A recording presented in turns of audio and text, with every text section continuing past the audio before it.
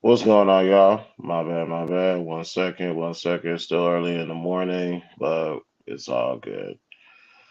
There we go. What's going on, y'all? Welcome to another edition of the BTS Show. Me, Chris. Thank you guys for tuning in. I greatly appreciate it. We're gonna do part two of that sit down with Dear Wifey podcast and Derrick Jaxn, like I promised. And I promise you, I'm gonna be a lot more enthusiastic because part one was kind of a drain. It was just like ongoing, nothing to really get me interested in it. Second part was a lot better, just a little longer, but we'll talk about it. On your way in, do me a favor, like this video, subscribe to my YouTube, follow me on all socials. Links are located in the description. Dallas Center BTS shows the Cash App. Participate with all rights and privacy. Run the road to 1,000 subscribers. Once we reach that goal, one lucky person will get $100. If I'm in a good mood, maybe two or three people will join that individual as well. Now, regarding part two of Dear Future Wifey podcast, excuse me. Let's finish up with part one. Pretty much, what the only thing I really got for part one was Derrick confirming most of the things that Danae said in the first sit down with the host, and and it's pretty much a backstory of Derrick Jaxn, like what he been through, how he got to how we know him, and the things that he went through. Now, as far as the juicy details, and I'm saying that for a particular fan base because otherwise I don't use the word juicy. They said a confirmation of him having options, multiple girls in and out. Now, he did say this. He cannot. He doesn't believe, or he doesn't know why Danae said that she herself will pass by women in the hallway while he exercises his options. He said he has no wherewithal or whereabouts to know that she did that. And I'm the firm believer of maybe you didn't know that she knew about that, or like I said, it's three sides to every story: your truth, her truth, and the truth. So his truth is Danae know nothing about that. Danae was nowhere near that. Danae says she's seen it. So the way I see it is, it's just pieces of the story that's missing to connect everything together. Otherwise, Derrick Jackson did not lie to Danae about who he is and what he did. She chose to partake in those activities. So when it comes to that part, Derrick technically did not lie. You told her, and this goes to me saying the difference between a faith men who lie and men who don't lie when it comes to being faithful. Like for example, in the case of let's use Derek and Danae for an example, and let's use myself and my wife as an example. If when I went to my wife, I promised her monogamy, meaning nobody's coming in this relationship. Nobody is going to fulfill a fantasy that each other cannot feel. We don't need those no we don't need to know extra person in the bedroom, the relationship, and that type of stuff. I promise you monogamy all the time. I know some people say, well, what about once a year? What about special occasions? No, monogamy is monogamous, meaning no other person will enter that relationship at any time of the relationship. That's what I promised my wife, and that's what I've been giving her for the past 10 years. Now, in the case of Derrick Jaxn, in this situation, here's what he told Danae in so many words. I want you, but I want her, and her, and her. My promise to you is this: I won't bring no STDs home. None of these women will be pregnant with my baby. I will protect your name in these streets, which he did for the most part up until maybe a couple of years ago. You do that, well, no, that's pretty much that. He gave her that option. She said yes. To that, I have to salute Derrick Jaxn. Got to be perfectly honest. I have to give that man his respect. And to be quite frank with you, I have to. I still think I owe that man an apology. So to Derrick Jaxn, brother, I was wrong. I'm sorry. Here's why I say that. Well, let's get into actually before I get into that, let's get into part two. Now, part two of this interview, where it was like I said, continuation, more so, more the same. Now, here's one thing I will get on Derrick Jaxn about this. Um, when it comes to marriage, you did your dirt. It got blasted in the public eye. All accountability falls on you. All accountability falls on you. There, I say two or three times, well, two and a half times, you try to smear Danae's reputation through the mud a couple times. Well, you say, well, she did this, she did that. It ain't that type of time. Right now, this time is Derrick Jaxn's time to where here's what I did. Now, some people say, well, what about Danae J? That doesn't matter right now. I'm talking about me and me alone. But you're not, well, legally, he's still married to her, which they confirmed in the interview. But he said, technically, that's not your wife anymore. You don't have to protect her. No, no, no. Although you're correct on that, no, this is about me. Like, God forbid, if something happens to me and my wife, people gonna wonder, what did she do? What part did she play in a relationship failing? Doesn't matter. It's all on me. Does not matter. If she did something in a relationship, you would never know about it, and you would never get a confirmation from me about it because I'm still going to protect her in that matter. Because although the marriage has dissolved, that's still a marriage I was responsible for, and that's a marriage I'm going to remain responsible for until God calls me home, and I got to protect that at all costs, even if it's no longer up and running. So I would say, Derrick, as much as you have been forefront and you've been transparent about your past, your background, you still got to leave Danae out of this as much as possible. If she did something wrong, if she did anything wrong, hey, she did it. Keep it to yourself. Now, some people ask, what about him confirming Danae and that one guy, God rest his soul? That was more on the case of Derrick Jaxn. That was more of a confirmation. He's like, yeah, that's true, and he provided some more backstory to it to bridge the gap. That part I understand. Those stories you want to give as much context as possible because to others it might not make sense when Danae said it, but when Derrick Jaxn came in and said, well, here's some missing parts. And that part we understand. But to throw her under the bus, to call her out, it's like, bro, we are talking about you and you only you. So keep it focused on you. Keep the gun pointing in your direction. Keep it away from Danae. Now, I want to say salute to my I'll tag him in this, so he'll see you later. Salute to my brother Fatty, Team Fatty, ladies and gentlemen. Sometime after this video, I'll put his name in the description. You guys go subscribe to him. Yesterday in his stream, although I didn't have the time to pull up as much as Lord knows I wanted to, he's going to do part two of the Dear Wifey podcast later on today, and I'll pull up for that one. What was I to get at? Oh yeah, he's trying to say this is the marriage people got to hold this L and that type of stuff. I said, okay, Fatty, I see your game. Okay, let's do that. Let's go ahead and play that game. Now that we saw both podcasts, let's put them together and here's something that we can come to the conclusion.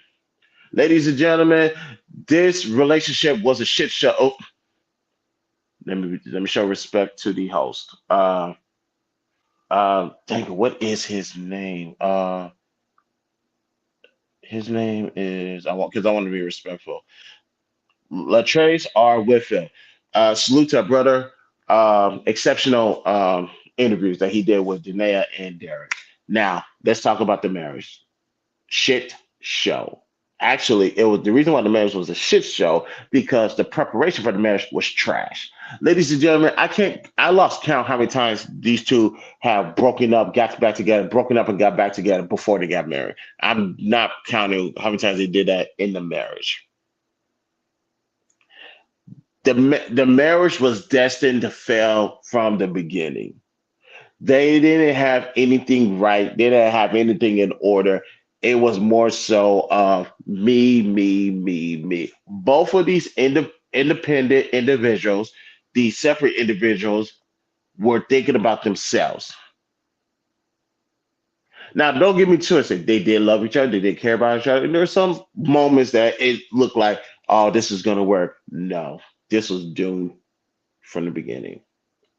And the crazy thing is, most people say you don't know that, you can't dictate that, you won't be able to determine if this marriage was going to fail or not. Yes, the fuck I can. This marriage was not going to last. It was not supposed to last. Matter of fact, if I recall correctly, they got married 2019, I believe. I don't remember. I want to say 2019. I gotta go back and look, but because I know he gave his life to Christ on February 4th, 2020. That date I remember. He just got his relationship got put on blast the following year, and we're here now. I want to say 2019 they got married. Somebody can fact check that for me. I would greatly appreciate it, and put it in the comment section. Now, from the time that they met all the way to now, all this on and off relationships, having child's babies out of wedlock, Janaea battling with some severe trauma, the one that she confirmed, and another one that we didn't know about. And it's like, no, this marriage was not going to work at all. Now, regarding the severe trauma that Janaea Jackson went through, that's not a death sentence. As far as she will never get married, she should not be touched. None of that. She does need help. And at first, I was a little bit confused on why does she have a spiritual, excuse me, why does she have a team around here as our counselor, therapist, glam squad? So why does she? I was like, if you had the money and you had the privilege to do it, go ahead. But I was thinking about why does she have all this? It's because of that unhealed trauma. And every time Derek was to do something in the bedroom, or Derek would did whatever in the public life that you knew about, it reactivated that trauma. And speaking of trauma, I thought this was wild when he said this. He said this in the first interview or the second interview was on the subject of trauma. When it comes to the children, she would show more favoritism. And like I said, again, like I said, I don't think Derek should have brought this up, but I think I'll have to go back and look at it again. But like I said, this is speaking to the trauma. You mean to tell me you favor your children who was light skinned compared to the children who was dark skinned because of Derrick Jaxn and the women he engaged in? That was fucking terrible. I was appalled as a parent to hear that. That is trauma on trauma on trauma. So it's bad enough you're doing the one you're doing with some unresolved trauma of you being raped twice in a 30-month time period before you met Derek. Now you talk about another form of trauma. Yes, yes, he's cheating on you, but then again, you knew this is how you get down, so you elected to be part of that. And now to think about the women, and I think the hell recording himself is wild, but hey, to each his own. But you watching that video, studying the women's moves, knowing their bodies better than you know your own, that was a wild statement, by the way. And on top of that, you notice that your children favors the woman that he was with solely based off of colorism. There is, I would not touch this woman with the 10-foot pole. If I had to be perfectly honest, Danae Jackson is very beautiful. And that one video where he did that confession, she was gorgeous, even in that video, to be honest. No makeup. Uh, Someone said the bonnet was crazy, although I think it was a knitted bonnet, whatever the case may be. And yes, If you ask me, could she have looked better in that video? Yes, she could have. She could have been dolled up a little better, absolutely. But that Janaea Jackson was extremely beautiful. Matter of fact, I went as hard as to say, while y'all trying to clown her, she looks better than most of y'all on the internet. I said that, and I still stand by that to this day. Now, did I recognize her in that one interview? No, she lost a lot of. She obviously she lost a lot of weight. But I would say this: I would not touch Janaea Jackson. Matter of fact, as much as the personality that she is right now, her goodwill and everything, I wouldn't be so quick to.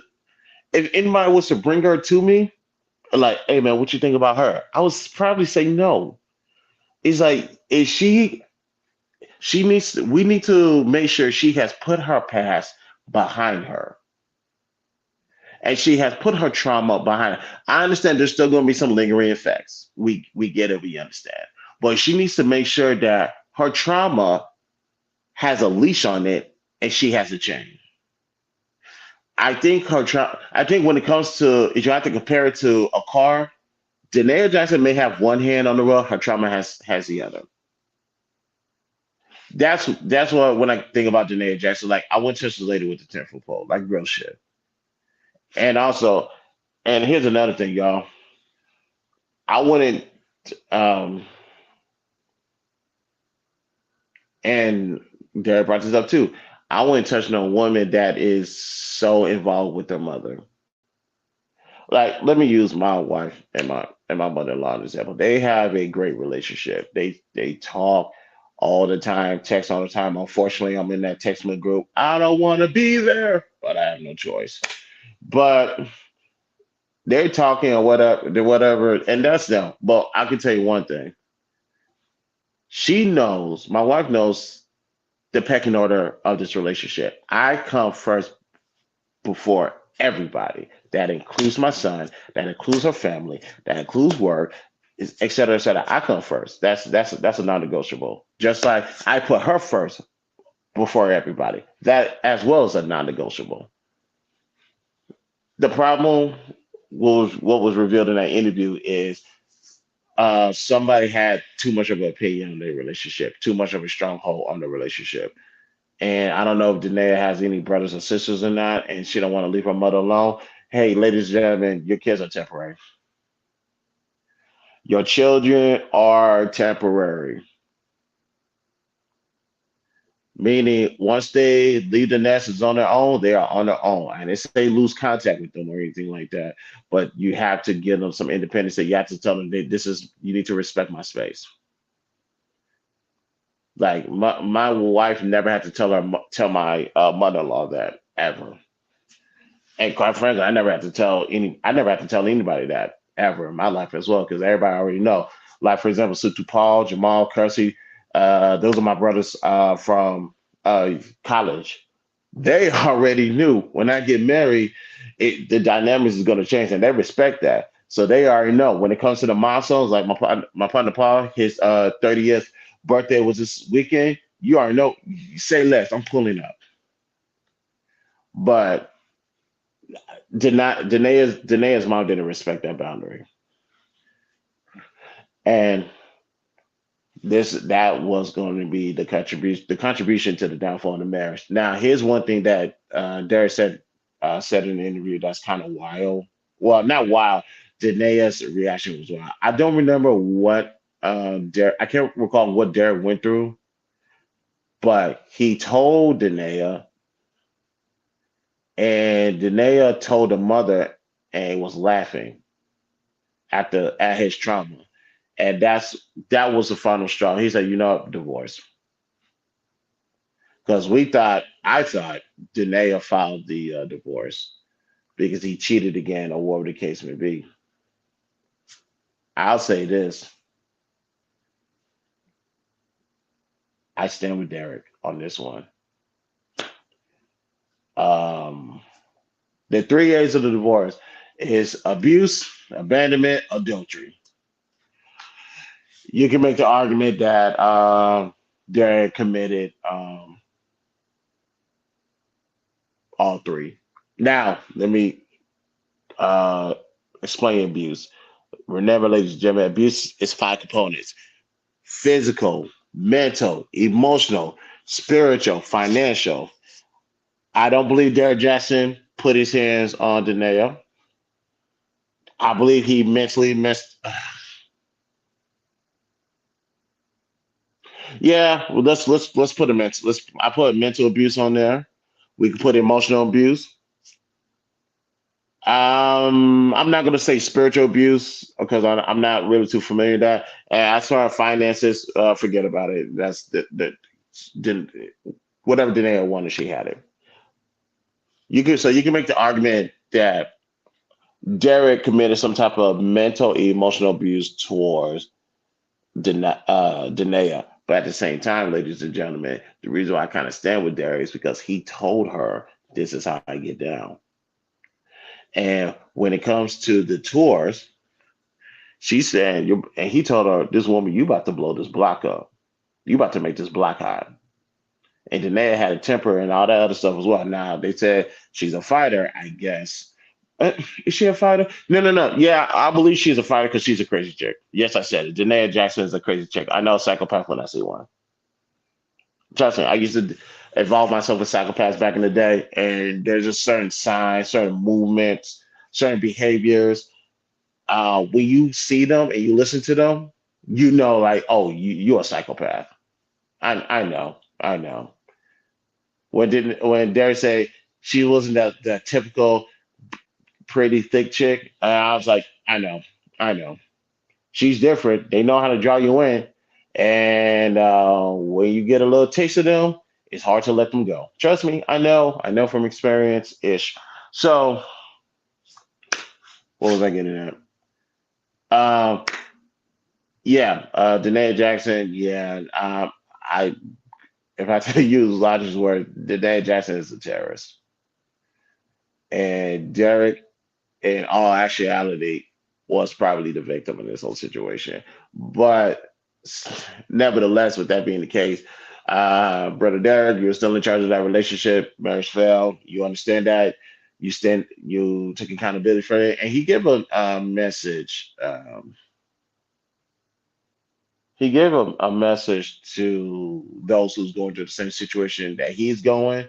And I might have to go back and listen to it again. But from the first time I hear it, ladies and gentlemen, whatever he said, I will say this. My name is Christopher J, and I approve of that message.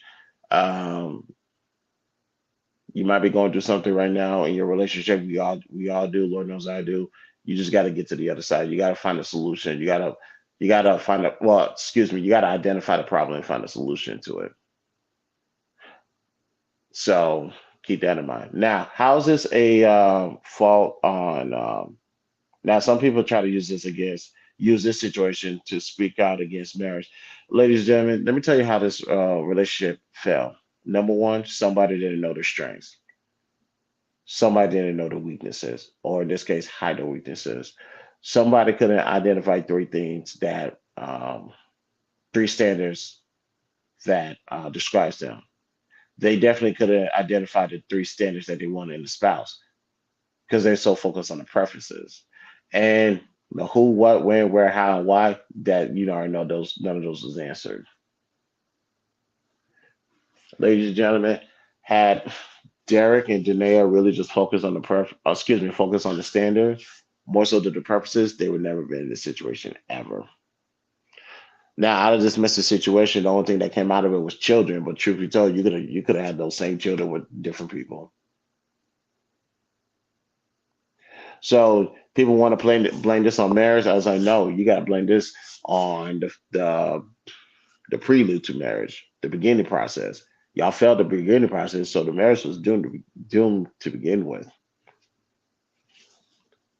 Maybe Danae Jackson's mother said they didn't want them to get married. I kind of see why. I kind of see why. But that's pretty much it. You got. I know people want to try to throw this on marriage, married folks. You can't. Sorry, get over it. This is people who felt at the beginning stages before they got married, and both have confirmed it in both interviews. Like they was never supposed to get married ever. But salute to my brother Fatty. He tried. It's all good. I'm gonna like I said, I'm gonna pull up on him later on today, and I'm gonna explain to him why he's wrong. As a matter of fact, I think he's live right now, so I'm gonna go check that out a little bit. But let's go and get out of here. Ladies and gentlemen, on your way out, do me a favor, like this video, subscribe to my YouTube, follow me on all social links are located in the description. $, the BTS I shows Cash App. Participant waive all rights to privacy. On the road to 1,000 subscribers, once we reach that goal, one or two or three lucky people will get $100 during the Cash App give reward. All right, y'all, we're gonna get out of here. I'm wait for my wife to come back home, chill real quick before I head to work. So, ladies and gentlemen, this is the BTSI show. I'm your host, Christopher J. Talk to you guys later. Peace out.